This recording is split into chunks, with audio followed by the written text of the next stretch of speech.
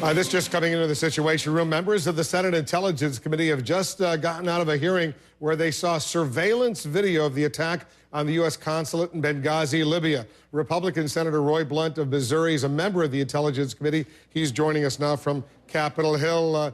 Thanks very much, Senator, for coming in. But what can you tell us about this surveillance video? You know, I think the clock is maybe the thing that the video continues to establish, how long it was from the time this event started till, frankly, the last two people were killed in that mortar attack, and it's a lot of time. It's several hours before that happens. I think maybe the violence at the mission itself, where the ambassador was killed, happened relatively early. But then there's a big block of time between then and the time that the last two American lives are lost. One of the questions we need to ask is why can't we respond quicker than that? Why can't we get assistance to people quicker than that? And obviously the ongoing question is why wasn't there more security there before this event occurred? And then, Wolf, there's a question about what people thought happened, when it happened, and what they were reporting to the public and to the intelligence committees for several days later. Well, from the video that you saw, the surveillance video, is it conclusive that over those several hours, as you say, some say 6, 7, 8 hours of video that was taken, could you conclude this was a crowd spontaneously reacting to that anti-Muslim video that had been posted on YouTube, or was this a coordinated attack by terrorists with mortars? Could you make that out from the video? Well, I think from the video substantiates the more informed reporting, which is from the people on the scene, and that is it clearly was not a demonstration. Now, how coordinated these attacks were from the things that started at roughly 9:30 in the evening until things that went well into the next morning, it's hard to establish how coordinated that was, but it's not hard to establish that there was no demonstration, there was no crowd. When this started, it started as an act of violence, and that should have been obvious to anybody talking about that from the very start.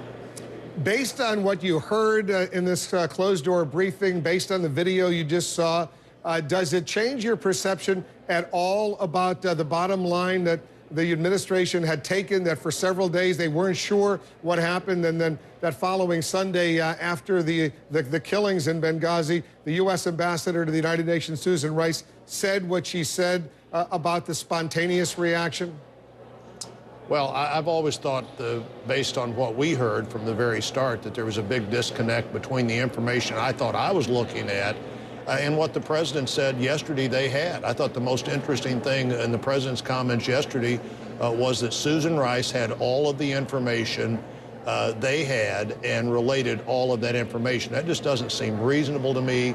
If that was all the information they had, I wonder why somebody at the White House wasn't asking more questions, and that may be the biggest question here as we go forward. Are you with some of those Republicans like Senator McCain, Senator Lindsey Graham, who will do everything in their power to block her nomination as Secretary of State if it goes forward?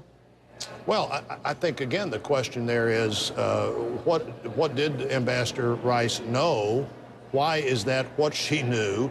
And why was she the person sent out to represent the administration? The president doubled down on this yesterday by essentially saying she had the information we wanted to convey, and she was representing him. And so let's talk about him, and I think probably that's what needs to happen here. So you haven't made a final decision yet, is that right?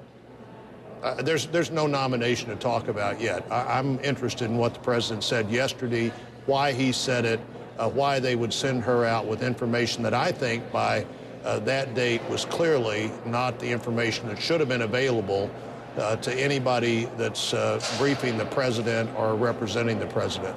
Senator Blunt, thanks very much for coming out of that hearing and speaking with us. We appreciate it. Senator Roy Blunt of Missouri.